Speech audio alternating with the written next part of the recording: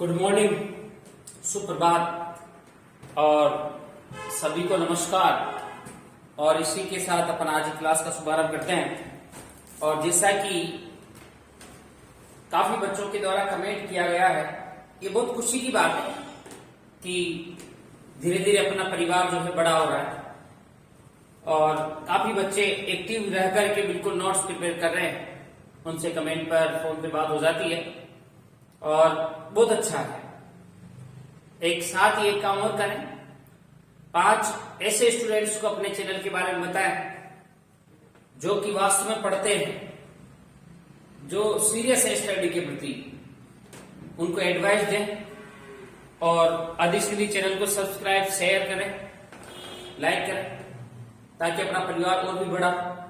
धीरे धीरे अपन इस पर काफी ज्यादा सभी सब्जेक्ट्स की क्लासें आपके लिए अवेलेबल करवाने वाले हैं, क्योंकि ये जो चैनल अपन ने स्टार्ट किया है वो धीरे धीरे काफी बड़ा एक बच्चा प्लेटफॉर्म बनने की ओर अग्रसर है। ये शुरुआत अच्छी है, काफी अच्छी शुरुआत अपने का भी, काफी लीड अपन ले चुके हैं और इसमें आप सभी लोगों का बहुत बहुत आभार और धन्यवाद, क्योंकि बिना फूल के बगीचे का कोई महत्व नहीं होता।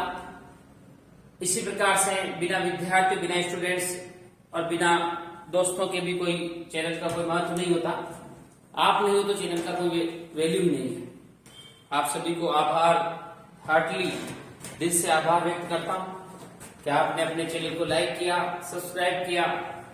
और सब्सक्राइब करने का मतलब है डेली, जैसा मैंने आपको सिस्टम बताया हुआ है, समय निकाल करके चैनल को ओपन करें। डेली आपके लिए 1 और 2 वीडियोस डाले जाते हैं जिनको एक्टिव रह करके नोट्स प्रिपेयर करें। अगर आप यही रूटीन अपनाते रहोगे तो डेफिनेटली आने वाला कोई भी कंपटीशंस में आप अनसक्सेस या फेलियर की श्रेणी में नहीं आओगे। आपके लिए इस प्लेटफॉर्म पर मैं इतना तहे दिल से मेहनत करूंगा ताकि जो आपको सफलता दिला दे। हाँ, कुछ बच्चों की डिमांड थी, उनकी इच्छा थी कि सर अभी राजस्थान में रीट का एग्जाम आने वाला है। कमेंट किए उन्होंने, एडवाइस रखी उन्होंने या उनकी डिजायर रखी कि सर हमारे रीट का कंपटीशन बिल्कुल नजदीक है, रीट का एग्जाम आने वाला है, तो रीट के अकॉर्डिंग टॉपिक्स पहले कराते हैं, ठीक है। पर यहाँ भी पहले मैंने इंडिया वर्ड में जो कंटिनेंट स्टार्ट किए थे वो भी कुछ बच्चों की डिमांड थी जो IAS RS की तैयारी कर रहे हैं। उनके द्वारा कहा गया, उनकी डिजायर रखी गई सर हमें पहले वर्ड से स्टार्ट करिए, तो अपन ने स्टार्ट कर दिया। हाँ, हो सकता है बहुत जल्दी मैं आपके लिए नेक्स्ट मंडे से बहुत जल्दी आपके लिए जो है डायरेक्टली रीट की अलग क्लास है, रीट के लिए जो अलग टॉपिक सर्विस है जो रीट में आते हैं वो IAS RS के लिए भी उपयोगी हैं।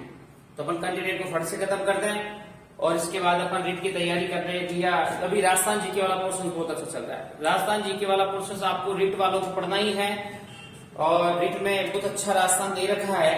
राजस्थान का वेटेज ज्यादा कर दिया है, ओल्ड सिलेबस में नहीं था लेकिन न्यू सिलेबस में राजस्थान का वेटेज काफी अच्छा कर दिया है। तो आप राजस्थान जीके भी आपके रीट के हिसाब से चल रहा है, उसको पढ़िए। और आने वाले बहुत जल्दी मंडे से शायद अपन साइकोलॉजी और इंडिया वर्ड या इंडिया की क्लास आपके रीट के हिसाब से स्टार्ट करने वाले हैं। एक बार और आपको दिल से धन्यवाद, थैंक्स और आभार, ठीक है, कि आपने अपने चैनल को सब्सक्राइब किया और शेयर जरूर करें, अपने दोस्तों को एडवाइस जरूर दें। अब आज अपन इस राजस्थान वाली क्लास में बात कर लेते हैं थोड़ा सा कि राजस्थान का एक बहुत अच्छा सिंपल सा टॉपिक है जहां से 100% क्वेश्चंस आते ही आते हैं। किसी भी एग्जाम में क्वेश्चंस बनने के चांसेस बहुत, IAS RS कोई सा एग्जाम दे लीजिए, यहाँ से क्वेश्चन काफी फर्स्ट ईयर सेकंड ईयर काफी अच्छे तरीके से क्वेश्चन पुट अप होता है। तो अपन वो टॉपिक है आपका क्लाइमेट, जलवायु, राजस्थान का क्लाइमेट, जलवायु, राजस्थान का क्लाइमेट या जलवायु। तो सबसे पहली बात यहां पर अपने एक वर्ड उठाया अपन ने कि वास्तव में जलवायु होता क्या है, जलवायु किसे कहते हैं, जलवायु क्या है, जलवायु कैसे निर्धारित की जाती है। किसी भी स्थान की जलवायु का आकलन लगभग 30 वर्षों में होता है, कम से कम अवधि 30 वर्षों तक। जब एक जैसी वायुमंडलीय दशाएं पाई जाती हो तो वहां का वो एक निश्चित प्रकार का जलवायु बताया जाता है। इसमें अपन देखते हैं कि इसके पहले अपन एक वर्ड का जिक्र करें, मौसम क्या होता है भाई। देखो, मौसम को अंडरस्टैंड करने से पहले भी आप एक वर्ड देखिए, वायुमंडलीय दशाएं। वायुमंडलीय दशाएं। वायुमंडलीय दशाओं में सूर्य ताप आता है, जल वाष्प आती है, जो भी वायुमंडल में विद्यमान है गैसें आती है, तापक्रम आता है, जल वाष्प, धूल के कण, बादल आदि जो चीजें हैं ये सभी मिलकर के वायुमंडलीय दशाएं कहलाती है। आंधियां, तूफान, जैसे भी वहां की वायुमंडल की जो विशेषताएं नजर आती है उन सभी को मिलाकर के वायुमंडलीय दशाएं कहलाती है। अब वायुमंडलीय दशाओं की लघु अवधि, शॉर्ट पीरियड जो होता है, जैसे घंटे, 2 घंटे, 1 दिन, 2 दिन, 4 दिन, ऐसी जैसे कभी कभी क्या होता है कुआर की उमस पड़ती है, जैसे अपन ने कुआर का एक महीना आता है अपने राजस्थानी भाषा में या हिंदी गांवों में अपन उसको कहते हैं, तो वहां दिन में भी अपन को काफी गर्मी महसूस होने लगती है, तो गर्मी का मौसम हो जाता है। या कभी कभी सर्दी के दिनों में आसमान में बादल छा जाते हैं, कुछ समय तक बादल रहते हैं, हल्की फुल्की बारिश हो जाती है जिसे अपन राजस्थान में मावठ के नाम से जाना जाता है, पछुआ पवनों से वर्षा हो जाती है, चक्रवात जो साइक्लोन आते हैं, तो अचानक वर्षा का मौसम हो जाता है, कुछ समय रह करके बादल वापस गायब हो जाते हैं। तो सर्दियों के दिनों में कभी कभी गर्मी लगने लगती है। तो ऐसी जो वायुमंडलीय दशाएं बदलती है, इनका अगर शॉर्ट पीरियड रहता है, लघु अवधि रहती है, तो वायुमंडलीय दशाओं की लघु अवधि क्या कहलाती है भाई? मौसम कहलाती है।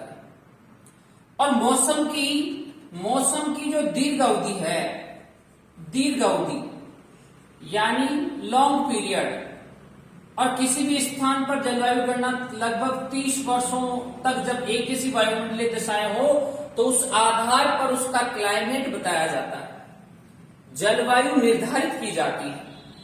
तो वायुमंडलीय दशाओं की लघु अवधि मौसम कहलाती है, और मौसम की दीर्घ अवधि क्या कहलाती है भाई? जलवायु कहलाती है। अब रही बात कि जलवायु का वर्णन, जलवायु के बारे में व्याख्या, जलवायु की व्याख्या पूरे विश्व में, या अपन बात करें भारत में सर्वप्रथम जलवायु की व्याख्या किसके द्वारा की गई? तो यहां पर एक अरबी यात्री था अल मसूदी, जिसने भारत में सर्वप्रथम जलवायु की व्याख्या किया, जलवायु को एक्सप्लेन किया, बताया। विश्व की अगर बात करते हैं अपन, विश्व में सर्वप्रथम जलवायु का वर्गीकरण या जलवायु की व्याख्या किसने की? हिप्पोटास द्वारा की गई थी, हिप्पोटास। अब देखो, जलवायु को अपन ऋतु में पढ़ते हैं, सीजन्स में पढ़ा जाता है। तो पृथ्वी पर जलवायु या ऋतुएं कैसे बदलती है, इसके लिए अपन थोड़ी सा, क्योंकि पृथ्वी की जो गतियां हैं वही इसके लिए मुख्यतः निर्धारक कारक होती है। पृथ्वी की गतियां आपने पढ़ा होगा या आप जानते हैं बहुत अच्छे तरीके से, अपन अक्षांश देशांतर के बारे में बात करी थी, तो वहां अपन ने पढ़ा कि होता क्या है कि पृथ्वी की एक गति होती है जिसे कहा जाता है परिक्रमण गति। परिक्रमण गति, जहां यह 1710 किलोमीटर प्रति घंटे के हिसाब से पृथ्वी सूर्य के चारों ओर परिक्रमा करती है। सूर्य अपनी जगह स्थिर है और इस प्रकार से एक निश्चित मार्ग में पृथ्वी सूर्य के चारों ओर क्या करती है भाई? परिक्रमा करती है। और ये करती है 365 से 1/4 दिन, यानी अपने कह दें 1 वर्ष। पृथ्वी सूर्य के चारों ओर परिक्रमा कितने समय में कर लेती है? 1 वर्ष में करती है। इस दौरान चूंकि इस परिक्रमण गति के प्रभाव से पृथ्वी पर क्या होता है भाई? ऋतु परिवर्तन होता है, ऋतु परिवर्तन होता है। ये क्लाइमेट वाले टॉपिक में अपने आगे काम आने वाला कंसेप्ट है, जिसको अपन अभी क्लियर करना चाह रहे हैं कि क्लाइमेट वाले टॉपिक को अपन अलग अलग भागों में पढ़ेंगे।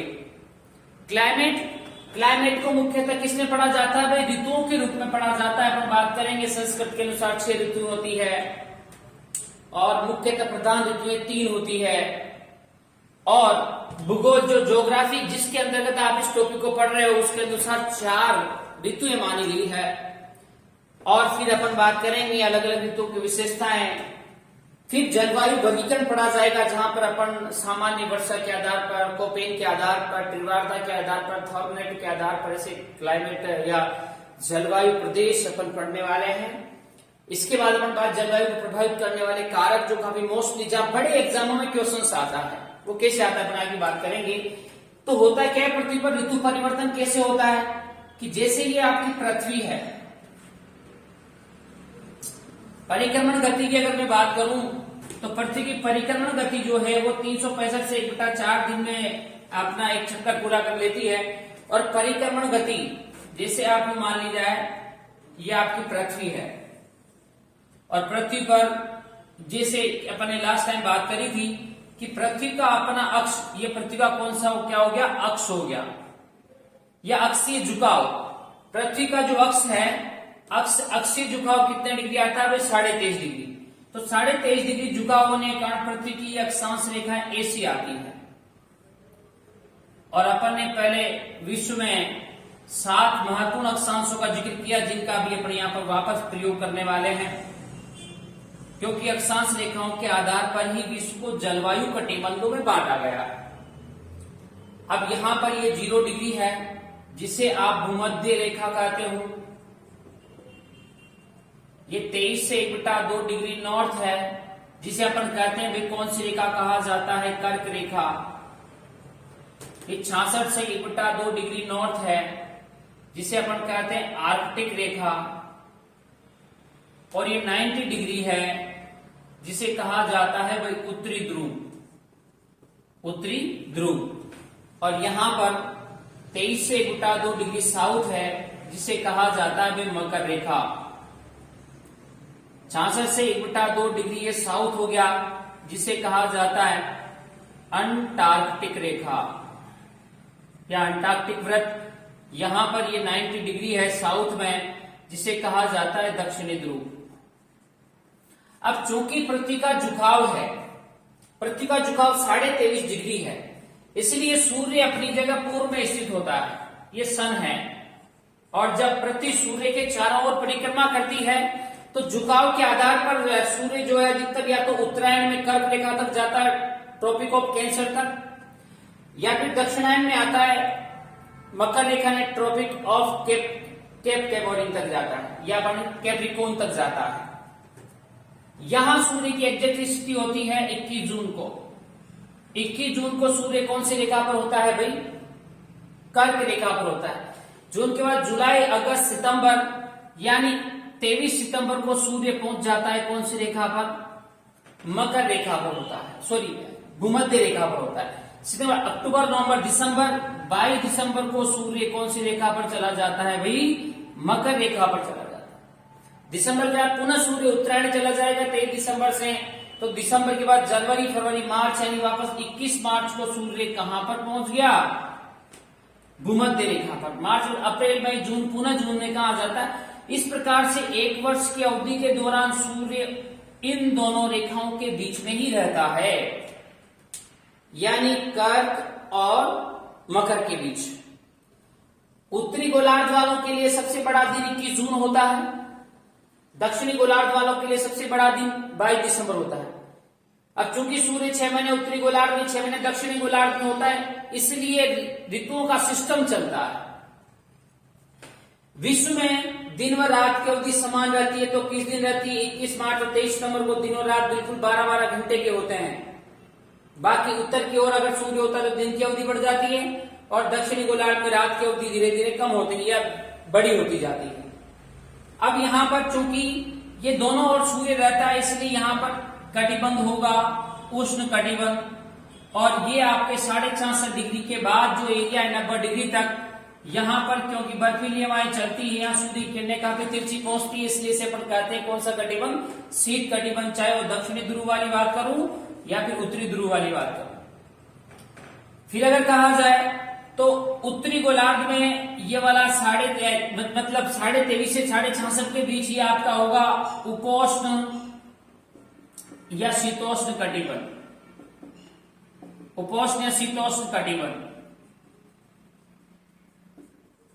उपोष्ण या शीतोष्ण कटिबंध। यानी अगर मैं कहूं कि विश्व को कुल कितने जलवायु कटिबंधों में बांटा गया है, 3 उष्ण, उपोष्ण, शीतोष्ण या शीत कटिबंध बताए गए। अब अगर वास्तव में देखा जाए तो उपोष्ण शीतोष्ण कटिबंध भी कहीं ना कहीं एक दूसरे से अलग हैं। अलग की अगर बात की जाए तो यहां पर जैसे आप ही मान लीजिए ये आपके 23.5 डिग्री है जिसे अपन कर्क रेखा कहते हैं। इसके नीचे वाला भाग ये 0 डिग्री तक होता है, फिर कौन सा कटिबंध होता है? उष्ण। इसके बाद ये ले लू मैं 66.5 डिग्री नॉर्थ, यानी ये होता है आर्कटिक वृत्त, उत्तरी गोलार्ध। एक गोलार्ध के आधार पर ये अपन इसे समझ लें। इसके बाद ये जाता है 90 डिग्री जिसे अपन उत्तरी ध्रुव रेखा कहते हैं, उत्तरी ध्रुव कहा जाता है। ये कटिबंध होता है वह शीत। तो यहां पर भी उपोष्ण और शीतोष्ण कटिबंध अलग अलग हैं, इनका अक्षांश विस्तार भी अलग अलग पाया जाता है। कि जो भाग उष्ण के पास वाला है वहां उष्ण की अधिकता होगी तो वो तो उपोष्ण कटिबंध होने वाला है, और जो भाग शीत के पास पड़ रहा है वहां शीतोष्ण कटिबंध, शीत की अधिकता वाला। तो यानी मैं इसको बीच में से डिवाइड कर सकता हूं, और ये आपका मध्य अक्षांश आएगा वह 45 डिग्री। 45 डिग्री नॉर्थ पर रेखा के आधार पर उपोष्ण या शीतोष्ण कटिबंध को अलग अलग किया जा सकता है। इसलिए यहां पर यह आपका उष्ण के पास वाला तो उपोष्ण हो गया, और शीत के पास वाला क्या हो जाता है भाई? शीतोष्ण कटिबंध हो जाता है। इस आधार पर उष्ण, उपोष्ण, शीतोष्ण और शीत यह उच्च अक्षांश पर जैसे अक्षांश मान बढ़ते हैं उनका क्लाइमेट रीजन जो होता है, जलवायु क्षेत्र जो होता है, वो इस प्रकार से निर्धारित किया जाता है। अतः आप किसी भी स्थान विशेष की अक्षांश विस्तार देख करके आप उसका जलवायु कह सकते हैं कि कौन सा कटिबंध होने वाला है, उष्ण होगा, उपोष्ण होगा या शीतोष्ण होने वाला है। तो ये काफी इंपोर्टेंट बात थी जो अपन ने यहाँ पर जिक्र की। तो अपन बात करते हैं, सबसे पहले वही बात करते हैं जहां से अच्छे एग्जाम में या किसी भी एग्जाम में जब अच्छा क्वेश्चन आता है, ये जनरल क्वेश्चन होते हैं कि राजस्थान में सबसे ठंडा जिला कौन सा है, सर्वाधिक वर्षा वाला जिला कौन सा है। ये छोटे छोटे बीएससी, सीपीटी वगैरह में से क्वेश्चन आ जाते हैं, लेकिन हाई लेवल में या हाई लेवल के एग्जाम में थोड़े अच्छे क्वेश्चन आते हैं। तो अपना पढ़ने का टारगेट केवल छोटा एग्जाम में नहीं होना चाहिए, मतलब टॉपिक स्टडी होता है। किसी भी टॉपिक को अपन पढ़ेंगे तो इस तरीके से पढ़िए कि भाई कैसे, यहां से अपन को भी अभी तक मैटर में से इतना ध्यान रखना है कि जलवायु का वर्गीकरण विश्व में सर्वप्रथम हिप्पोक्रेटस द्वारा किया गया था, और भारत में जलवायु का वर्गीकरण या व्याख्या सर्वप्रथम जो किसके द्वारा? अल मसूदी द्वारा की गई। अरबी थे दोनों, अरबी यात्री थे। और जलवायु क्या होता है? वायुमंडलीय दशाओं की दीर्घ अवधि जो पाई जाती है उसे अपन जलवायु कहते हैं। जलवायु का निर्माण कितने वर्षों में होता है? 30, कम से कम 30 वर्ष की अवधि में जब एक जैसा क्लाइमेट पाया जाए तो वहां की जलवायु कहलाती है। फिर अपन ने बात की प्रभावित करने वाले कारक, फैक्टर्स दैट इफेक्ट्स क्लाइमेट, वह कारक जो जलवायु को प्रभावित करते हैं। किन किन कारणों से जलवायु प्रभावित होती है, ठीक है। यहां से काफी अच्छे मतलब एक कथन, व्याख्या, या जो कथन है उसकी व्याख्या करता है, नहीं कि आर की व्याख्या करता है, बी की व्याख्या करता है, ऐसे ढेर सारे क्वेश्चन बनते हैं। कौन सा कथन निम्न में से सत्य है, या राजस्थान की जलवायु के बारे में कौन सा कथन असत्य है, ऐसे ढेर सारे क्वेश्चन यहां से बनते हैं। तो सबसे पहली बात यदि मैं बात करूं तो स्थिति या अक्षांशीय स्थिति, अक्षांशीय स्थिति काफी इंपॉर्टेंट पॉइंट है। अक्षांशीय स्थिति क्या होता है? अब जैसा कि अपन ने बात करी कि राजस्थान का जो अक्षांशीय विस्तार है, राजस्थान का जो अक्षांशीय विस्तार है वो कितने डिग्री से है? 23 डिग्री 3, यानी इसको 03 ही लिखा जाएगा। अधिकतर बुक्स में ध्यान देना 23 डिग्री 3 ही लिखा होता है, जो गलत है। उसके अनुसार 23.5 हो जाता है, इसका मतलब कर्क रेखा होती है। ये नॉर्थ, यहां से गए अपन उत्तरी गोलार्ध में 30 डिग्री 12 मिनट नॉर्थ, ये उत्तरी गोलार्ध वाला भाग हो गया। तो मैंने आपको क्लाइमेट रीजन बताया था, 0 से 23.5 तक उष्ण कटिबंध होता है, 23.5 से 45.5 तक उपोष्ण कटिबंध होता है, 45 तक, और 45 से 66.5 तक शीतोष्ण कटिबंध होता है, और 66.5 से 90 डिग्री तक आपका शीत कटिबंध होता है। तो उस आधार पर अब जैसे कि अपन जानते हैं राजस्थान से एक महत्वपूर्ण अक्षांश रेखा गुजरती है जिसका नाम है कौन सी रेखा भाई? कर्क रेखा। और कर्क रेखा भी आप जानते हो बांसवाड़ा और डूंगरपुर से गुजरती है। काफी कुछ अपन इसके बारे में डिस्कस कर चुके हैं। राजस्थान में लंबाई 26 किलोमीटर है, मुख्यतः बांसवाड़ा में पड़ती है, ऐसे ढेर सारे अपन बात करते हैं। तो अक्षांशीय स्थिति के आधार पर, अगर अक्षांशीय स्थिति के आधार पर 23 डिग्री 30 डिग्री 12 मिनट जा रहा है, तो यानी ये कर्क रेखा के नीचे वाला भाग, यहां पर तो कटिबंध पड़ता है भाई उष्ण। कौन सा कटिबंध पड़ेगा? उष्ण कटिबंध। यानी बांसवाड़ा व दक्षिणी डूंगरपुर की जलवायु कौन सी कटिबंधी आती है? उष्ण कटिबंधी आती है। सर्वाधिक सीधी किरणें कहां पड़ती है? बांसवाड़ा में पड़ती है सूर्य की। इसलिए कटिबंधीय आधार पर सबसे गर्म जिला, कटिबंधीय आधार पर सबसे गर्म जिला कौन सा होने वाला है भाई? कटिबंधीय आधार पर सबसे गर्म जिला होगा, कौन सा होगा? बांसवाड़ा। कौन सा होने वाला है? बांसवाड़ा होगा। और एक स्थान की बात करूं तो यहीं पर आपका था कुशलगढ़। तो कर्क रेखा कहां से गुजरती है? कुशलगढ़ से गुजरती है, जहां की जलवायु कौन सी कटिबंधीय पाई जाती है? उष्ण कटिबंधीय पाई जाती है। फिर अगर मैं बात करता हूं तो इसके पश्चात सबसे तिरछी किरणें सूर्य की कहां पड़ेगी? जो उत्तरोत्तम बिंदु है जिसे अपन बात करते हैं गंगानगर, और गंगानगर में एक गांव का अपने नाम पड़ा था जिसका नाम था कोणा गांव।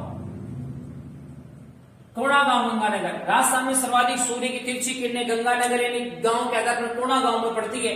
अतः आपसे कहा जाए कि भाई राजस्थान का कटिबंधीय आधार पर सबसे ठंडा जिला, ठंडा जिला। लेकिन यहां पर एक बात ध्यान रखना, ये जो अपन बात कर रहे हैं वो किस आधार पर कर रहे हैं? कटिबंधीय आधार। किस आधार पर कर रहे हैं? कटिबंधीय आधार पर। जो है राजस्थान का सबसे ठंडा जिला गंगानगर आता है और सबसे गर्म जिला बांसवाड़ा आता है। दक्षिण में सबसे गर्म कुशलगढ़ आता है और उत्तर में सबसे जो है ठंडा जिला गांव कोणा गांव आता है। हाँ, रियलिटी में चूरू आप कहोगे राजस्थान सबसे गर्म जिला चूरू है, सबसे ठंडा जिला भी चूरू है। ये अपन बात करेंगे तापांतर के आधार पर आगे जो ऋतु है वहां पर पढ़ने वाले हैं अपन। तो दक्षिणी राजस्थान में तो उष्णकटिबंधीय जलवायु पाई जाती है। बाकी समस्त दक्षिणी डूंगरपुर बांसवाड़ा को छोड़ करके समस्त राजस्थान में कौन सा कटिबंधीय जलवायु पाई जाती है भाई? कौन सी कटिबंधीय जलवायु होगी? उपोष्ण कटिबंधीय। शीतोष्ण कटिबंध राजस्थान में नहीं लगता, शीतोष्ण कटिबंध राजस्थान में नहीं लगता, इसलिए अधिकांश राजस्थान में उपोष्ण। अब आपसे पूछा जाए कि राजस्थान का जलवायु कौन सी कटिबंधीय है? राजस्थान का क्लाइमेट कैसा है? किस कटिबंधीय है? तो अधिकांश एक वर्ड में बात करूं तो उपोष्ण कटिबंधीय है। और अगर आपको ऑप्शन मिले उपोष्ण व उष्ण कटिबंधीय तो बिल्कुल सही होगा। ठीक है, तो अगर मैं अक्षांशीय स्थिति को बदलता हूं, सपोज करिए यहीं से राजस्थान को उठा करके मैं कहां ले जाऊं?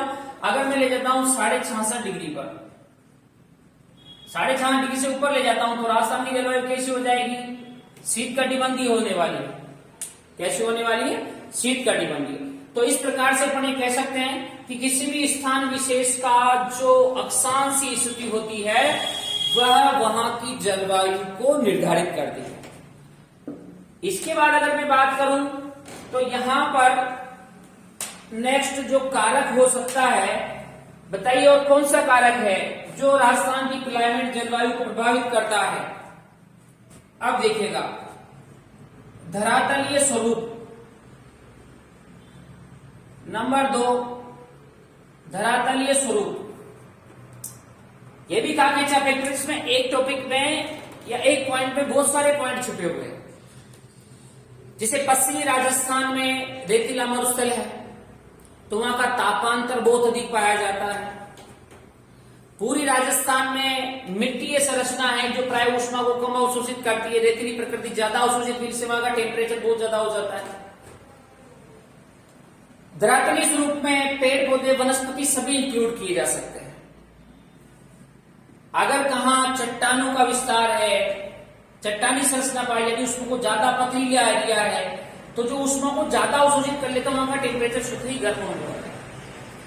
तो इसलिए धरातलीय स्वरूप भी किसी आप ये एक ही अक्षांश ऐसे क्वेश्चन बनता है। जैसे राजस्थान की अगर मैं बात करता हूं तो राजस्थान में, पश्चिमी राजस्थान में यहां पर रेतीली प्रकृति, यहाँ पर राजस्थान के 2/3 2/3 या 66% भाग पर लगभग मरुस्थलीय विस्तार पाया जाता है। ये अरावली पर्वतमाला है।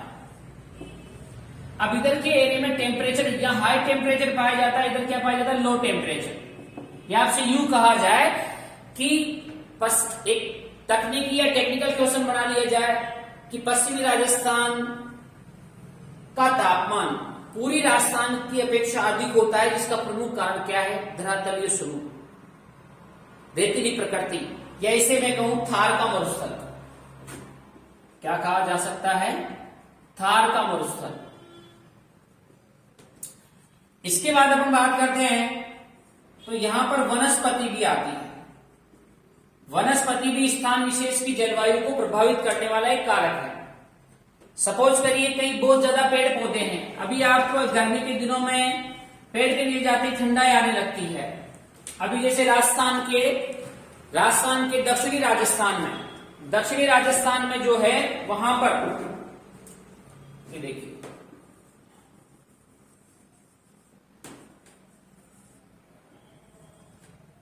उदयपुर, राजसमंद, डूंगरपुर, बांसवाड़ा, प्रतापगढ़, चित्तौड़, ये वह एरिया हैं, वह एरिया दक्षिण राजस्थान जहां का तापांतर बहुत कम होता है। जबकि ये जो एरिया आप देख रहे हो यहां का तापांतर हाईएस्ट होता है, बहुत ज्यादा होता है। अभी जैसे यूं ले लीजिएगा कि जैसलमेर और चूरू, जैसलमेर पूर्णतः मरुस्थलीय जिला है राजस्थान का। मरुस्थलीय जिला या सर्वाधिक मरुस्थल का विस्तार कौन से जिले में पाया जाता है? भाई चूरू में पाया जाता है, सॉरी जैसलमेर में। इसके बावजूद भी राजस्थान का सर्वाधिक गर्म जिला अपन कौन सा कहते हैं? चूरू कहते हैं, क्योंकि चूरू में मुख्यतः क्या नहीं है? वनस्पति नहीं है, पेड़ पौधे। राजस्थान में सर्वाधिक सबसे कम वन कहां पाए जाते हैं? भाई चूरू में पाए जाते हैं, इसलिए राजस्थान का सबसे गर्म जिला कौन सा है? चूरू है। ठीक है, तो इस प्रकार से स्थान विशेष की वनस्पति भी जो है वो किसे प्रभावित करती है?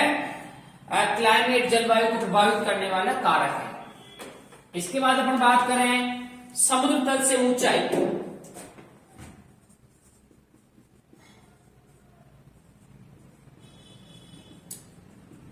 समुद्र तल से ऊंचाई, अब जैसे आप यूं मान लें कि समुद्र तल से ऊंचाई राजस्थान का सबसे ठंडा स्थान, ये सिरोही में एक स्थान का नाम है जिसे कहा जाता है माउंट आबू। ये राजस्थान का सर्वोच्च स्थल है, सबसे ऊंचा स्थान है, क्योंकि होता क्या है? सोप सीमा अलग अलग इसकी 18 से 18 किलोमीटर की ऊंचाई तक दूरों पर कम और अंटार्कटिका पर ज्यादा होती है। तो सोप सीमा में मतलब सौर मंडल, समताप मंडल, ओजोन मंडल, आयनमंडल, बहिर्मंडल, ये जो पृथ्वी की वायुमंडल की जो परतें हैं, इनके आधार पर जो है, जिसमें अपन सबसे नीचे वाली परत की बात करें, सौर मंडल, जहां सर्वाधिक मौसमी परिवर्तन दिखाई देते हैं, बादल का छाना, बिजली कड़कना, आंधी तूफान वगैरह आना, ये सब सौर मंडल की विशेषताएं होती है। तो इसमें मैं बात करूं कि सोप सीमा में जैसे ऊंचाई बढ़ती है तो प्रति 165 किलोमीटर की ऊंचाई पर लगभग 1 डिग्री सेंटीग्रेड का तापमान कम हो जाता है। प्रति 165 किलोमीटर की ऊंचाई पर 1 डिग्री सेंटीग्रेड का तापमान कम हो जाता है। अतः माउंट आबू वाला स्थान यानी गुरु शिखर 1721 मीटर की ऊंचाई, इसकी वैसे कुछ आंकड़ों में 1722, 1727 भी बताया गया है, लेकिन 1721 पर भौतिक प्रदेश से बात करेंगे तो यहां पर लगभग संपूर्ण राजस्थान के तापमान से लगभग माउंट आबू का तापमान 10 डिग्री सेंटीग्रेड का पाया जाता है। तो अगर आपसे ऐसा क्वेश्चन कर लिया जाए कि भाई सभी ऋतुओं में राजस्थान का सबसे ठंडा स्थान माउंट आबू है, क्यों? इसका प्रमुख कारण है, क्या कारण है? तो उसका प्रमुख कारण अपने पास एक ही आता है, जो कौन सा है? समुद्र तल से ऊंचाई। क्योंकि ऊंचाई बढ़ने के साथ साथ ही स्थान विशेष के तापमान में क्या होता जाता है? परिवर्तन होता जाता है, तापमान घटता जाता है। हाँ, फिर अब समताप मंडल के बाद बात करेंगे कि आगे आप वायुमंडल वाले टॉपिक में पढ़ोगे कि समताप मंडल के बाद जैसे अपन सूर्य की निकटता बढ़ने के कारण वापस तापमान ऊंचाई बढ़ने के साथ बढ़े, लेकिन सोप सीमा वाले की बात करें। समुद्र तल से ऊंचाई के साथ ही यहीं पर आकर समुद्र से दूरी,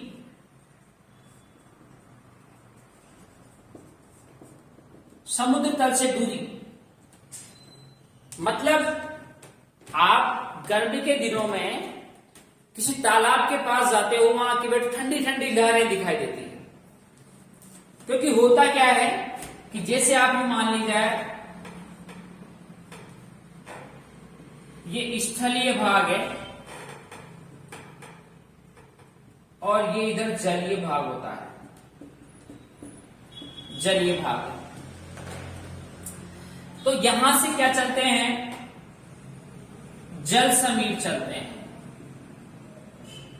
या जलवाष्प युक्त हवाएं स्थल की ओर आने लगती है। दिन में स्थल समीर चलते हैं, रात्रि को जल समीर चलते हैं। अभी जैसे गोवा है, मुंबई है, यहां सम क्लाइमेट रहता है, वर्ष पर्यंत लगभग एक जैसा टेम्परेचर बना रहता है। क्यों? क्योंकि समुद्र तटीय भागों में स्थित है। अभी अपने क्या है, राजस्थान में जलीय भाग जो है अरब सागर है, कच्छ की खाड़ी है, खंबात की खाड़ी है,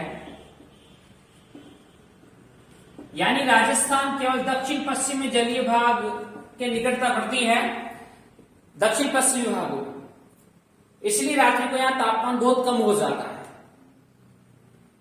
तो यहां पर ये 400 किलोमीटर दूरी पर है, ये 225 किलोमीटर दूरी पर है और 275 किलोमीटर दूरी पर है। इसी कारण से सर्वाधिक तापमान उत्तरी जिलों में ज्यादा अंकित किया जाता है। दक्षिण पूर्वी दक्षिण पश्चिमी जिलों की अपेक्षा उत्तर पश्चिम में टेम्परेचर अधिक दिखाया जाता है, क्योंकि वहां समुद्र से क्या बढ़ जाती है भाई, दूरी बढ़ जाती है। बाड़मेर है, जैसलमेर है, ये मरुस्थलीय जिले हैं, लेकिन इनके बाद भी वहां चूरू में अधिक तापमान होता है, क्योंकि वहां समुद्र से क्या बढ़ जाती है भाई, दूरी बढ़ जाती है। इधर समुद्र से जितनी दूरी बढ़ जाएंगे वहां तापमान में भिन्नता आती रहती है। इसके बाद अगर मैं बात करूं तो अगला टॉपिक आपका होता है राजस्थान में महत्वपूर्ण या भारत की महानतम जल विभाजन रेखा का एक भाग है, प्रमुख भाग माना जाता है राजस्थान में अरावली पर्वतमाला।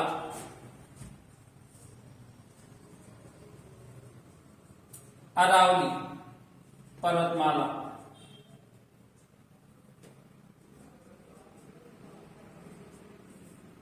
या अरावली की स्थिति, या कभी कभी देता है अरावली पर्वतमाला की दिक् स्थिति।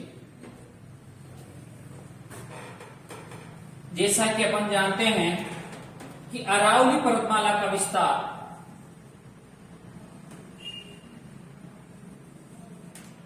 ये अरावली है, ये दक्षिण दिशा है, ये पश्चिम दिशा है, ये उत्तर है और ये क्या है, पूर्व है। अरावली पर्वतमाला की जो स्थिति है दक्षिण पश्चिम से उत्तर पूर्व है। अब इसके कारण क्या होता है, राजस्थान में सर्वाधिक वर्षा होती है भाई बंगाली खाड़ी के मानसून से। बंगाल की खाड़ी की मानसूनी शाखा जब ये आती है तो इसके मार्ग में क्या बाधा बनती है, अरावली पर्वतमाला बाधा बनती है। अरावली पर्वतमाला मार्ग में क्या अवरोधक का काम करती है, इसलिए मानसूनी हवाओं को पश्चिम की ओर जाने से रोकती है। इसलिए पूरी राजस्थान में वर्षा बहुत अधिक होती है और पश्चिमी राजस्थान प्राय होती नहीं है या कुछ बहुत अल्प मात्रा में वर्षा होती है। तो यहां ये वृष्टि छाया प्रदेश में आता है बंगाली खाड़ी के मानसून की शाखा से। तो जो है इस कारण से पश्चिमी राजस्थान रेतीला मरुस्थल है, यहाँ का टेम्परेचर अधिक रहता है, यहाँ वर्षा कम होती, जल की कमी है। तो अरावली पर्वतमाला की अब एक अरब सागरीय मानसूनी शाखा आती है, तो वो इसके समानांतर होने से बिना वर्षा किए हुए या बहुत आंशिक वर्षा किए हुए सीधी निकल जाती है। तो अरावली पर्वतमाला की स्थिति भी कहीं ना कहीं किसको प्रभावित करती है, क्लाइमेट जलवायु को प्रभावित करने वाला कारक है। इसके बाद अब हम बात करते हैं पवने।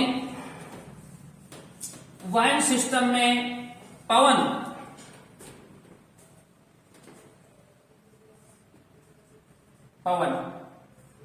पवने जैसे अपन बात करते हैं पश्चिमी राजस्थान में चलती है भाई लू पश्चिमी राजस्थान में चलने वाली कैसी हवा है, गर्म हवा।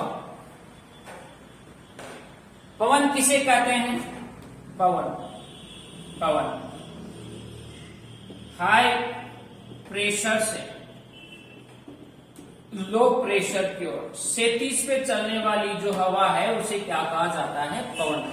उच्च वायुदाब से निम्न वायुदाब की ओर चलने वाली क्षैतिज पर उस हवा को क्या कहते हैं, पवन कहते हैं। जिसकी एक निश्चित दिशा होती है। तो लू एक गर्म पवन है, जिसके कारण अब इसका प्रभाव पश्चिमी राजस्थान में ज्यादा रहता है। तो लू जहां जाती है यानी पश्चिमी राजस्थान में टेम्परेचर को अत्यधिक बढ़ा देती है। इस कारण से जो है वहां का तापमान अधिक पाया जाता है या वहां का तापमान बहुत अधिक होता है। इसके बाद अपन बात करते हैं कि जो है वह सेम चीजें है ना। तो गर्म हवा लू कहलाती है, लू के कारण और पूरी राजस्थान में चलती है भाई पूर्वइयां। क्या चलती है? पूर्वइयां चलती है। एक और अगर मैं बात करूं तो क्या होती है? महाद्वीपीयता। तो महाद्वीपीयता तो वो अपन समझ चुके हैं, समुद्र से ऊंचाई, समुद्र से दूरी को अपन क्या कहते हैं भाई? महाद्वीपीयता कहते हैं, महाद्वीपीयता कहा जाता है। तो इस प्रकार से क्लाइमेट जलवायु को प्रभावित करने वाले अक्षांश धरातलीय स्वरूप है, वनस्पति है, समुद्र से ऊंचाई है, समुद्र सतह से ऊंचाई है और समुद्र से दूरी है, अरावली पर्वतमाला की स्थिति है, पौने हैं, ये सभी पछुआ पौने भी आप इसमें इंक्लूड कर सकते हो। पछुआ पौने, चक्रवात, है ना, ये सब चीजें जो है वो क्लाइमेट को प्रभावित करने वाले कारक के रूप में जानी जाती है। ठीक है। और इसके बाद अगर अपन जिक्र करें तो जलवायु को देखो कैसे निर्धारित किया जाता है। जलवायु को अपन किस में पढ़ते हैं? ऋतुओं के रूप में पढ़ते हैं, क्लाइमेट यानी सीजन्स के रूप में पढ़ा जाता है। अब ऋतुओं की अगर अपन बात करते हैं,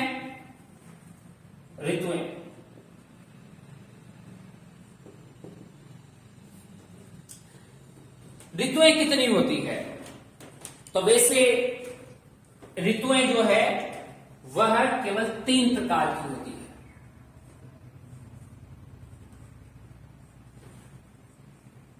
सबसे पहले जैसे अपन मान लें ग्रीष्म है, ग्रीष्म के बाद वर्षा ऋतु आती है और वर्षा के बाद कौन सी ऋतु आती है?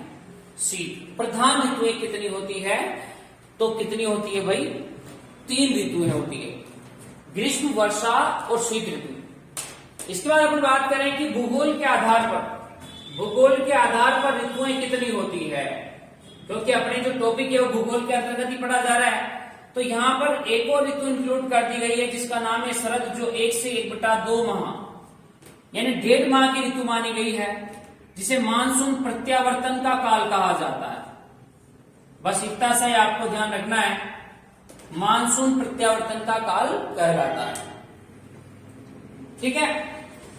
अब यहां पर जो है ये 4 ऋतु, ग्रीष्म, वर्षा, शीत और शरद, तो आपको 4 ऋतु भूगोल के अनुसार पढ़नी है। संस्कृत के अनुसार अगर मैं बात करूं, संस्कृत बसंत, शिशिर और हेमंत, ये 3 ऋतुएं। इसके बाद वही आपकी ग्रीष्म, वर्षा और शीत, यहां केवल 2 माह की एक ऋतु मानी जाती है। इस प्रकार से ऋतुएं अपन मोस्टली अपन को ग्रीष्म, वर्षा, शीत और शरद ध्यान रखना है। अब सब अलग अलग ऋतु में पौने कैसी चलती है, कौन सी ऋतु में कौन सी अवधि होती है, ये सब अपन बात करते हैं कि कौन से ऋतु में, किस ऋतु में